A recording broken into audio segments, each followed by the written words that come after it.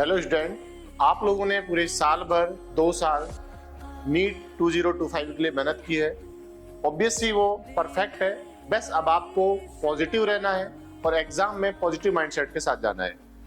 NEET का जो exam होता है वो आपकी एक्यूरेसी चेक करता है, नॉलेज बहुत ज्यादा चेक नहीं करेगा। आप कितने एक्यूरेट है जो आपने पढ़ा है, एनसीईआरटी के स्टेटमेंट्स आपने कितने क्यूरियोसिटी से पढ़े हैं, कितनी एक्यूरेसी से पढ़े हैं। तो आप सिर्फ उसमें पढ़ते समय थोड़ा सा स्लो रहे, पढ़ने में गलती ना करें। और एक कैलकुलेशन में मोस्टली आप देखोगे तो डिजिट यानी कि पॉइंट का चेंज करता है, तो वहां जल्दबाजी में अपने को ये गलती नहीं करनी है। बाकी आप बहुत अच्छा करोगे। और आप जो मॉडल्स के विद्यार्थी हैं, वो मॉडल्स का मतलब ही होता है पॉजिटिव, तो आप पॉजिटिव रहें, आप बहुत अच्छा करने वाले हैं। All the best. प्यारे विद्यार्थियों, मॉडुलस एकेडमी की तरफ से आपको नीट 2025 के लिए अग्रिम शुभकामनाएं। All the best. अच्छे से पेपर दे करके आइए। Be cool, be confident. आपका पेपर बहुत शानदार जाएगा। फोड़ के आइए। All the best. Hey everyone, NEET 2025 is waiting for you.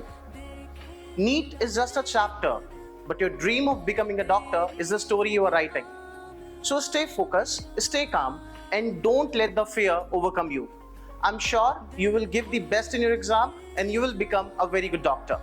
With this, best of luck for your upcoming exam. Thank you so much. बच्चों, अभी तक आपने बहुत अच्छा करा है और यही चीज हम 4 मई को भी करने वाले हैं, जिस दिन अपना नीट का एग्जाम है। तो सबको कूल माइंड से पेपर देना है, बिल्कुल आराम से। तो सभी बच्चों को all the best for NEET 2025। Thank you. Hello student, आप जो 2025 में नीट का एग्ज़ाम देने जा रहे हो, ये सारा खेल कॉन्फिडेंस का है। जो आपने पढ़ाई की है, आप सोच के रखना कि जो आप आपने पढ़ाई की है पूरे साल, वही आपके एग्ज़ाम में आएगा। घबराने की बिल्कुल ज़रूरत नहीं है, टेंशन बिल्कुल भी नहीं लेना है। और पेपर के बाद अपने रेस्पेक्टेड टीचर से ज़रूर मिलें। और all very best. Hello everybody, 4 मई को नीट एग्ज़ाम में जो भी स्टूडेंट्स अपीयर हो रहे हैं, उन सबको बेस्ट विशेज़। और एज अ फिज़िक्स फैकल्टी मैं बोलना चाहूँगा कि जो जो आपको पेपर में आता हो, उसे ही अटैम्प्ट करने की कोशिश करें, गैम्बल ना खेलें। Best wishes to all of you. Thank you. Hello students, NEET 2025 के लिए आपको बहुत बहुत शुभकामनाएं हैं। जो आपने पढ़ा है वो मोर देन सफिशिएंट है, इसलिए इस अगले 2-3 दिन में आप बिल्कुल ज़्यादा चीज़ों को ना सोचें और परेशान ना हो। सेकेंडली, जो आप वहाँ क्वेश्चन अटेम्प्ट कर रहे हैं उसको कॉन्फिडेंटली अटेम्प्ट करें। अगर आपको किसी क्वेश्चन में थोड़ा सा भी प्लस माइनस लग रहा है तो तुक्के की तरफ बिल्कुल ना जाएं, अवॉइड करें, क्योंकि वो क्वेश्चन आपको नहीं आ रहा है लेकिन अगले क्वेश्चंस आपको आ रहे होंगे, तो आप उसको फोकस करेंगे, थोड़ा सा ध्यान रखेंगे और बाकी आप बहुत अच्छा करेंगे। जो आपने पढ़ा है उस पर कॉन्फिडेंस रखेंगे। All the best. Hello everyone, NEET 2025 के लिए जो भी विद्यार्थी इसमें पेपर देने जा रहे हैं, हर एक को बहुत बहुत शुभकामनाएं।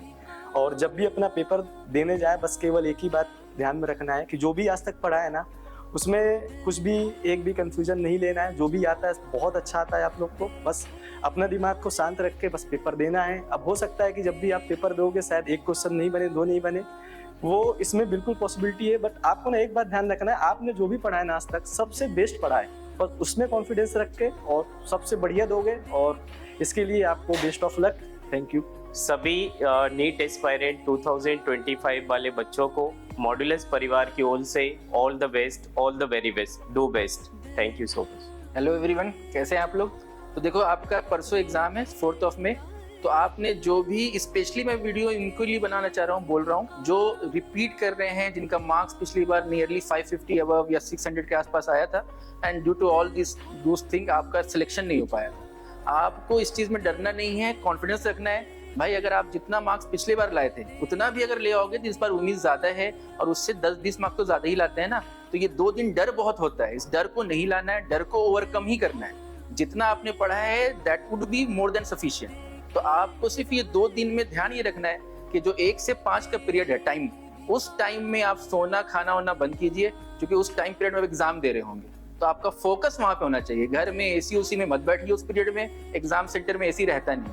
तो इन सब चीज़ पे ज़्यादा फोकस करो। पढ़ाई लिखाई आपने 1 साल किया है, नहीं किया तो वैसे सिलेक्शन नहीं होगा, और अगर पढ़े हो तो सिलेक्शन होगा, इस पर उम्मीद रखो। तो अपने पे फेथ रखिए, टीचर्स पे, और अपने आप पे ज़्यादा फेथ रखिए, क्योंकि वहाँ पे टीचर्स नहीं होंगे, आप होंगे एग्जामिनेशन सेंटर में। तो एक पॉजिटिव माइंडसेट के साथ जाइए, और इस माइंडसेट तक से जानना है, सिलेक्शन तो हो के रहेगा, कोई ताकत नहीं रोक सकती आपको। All the best. Thank you.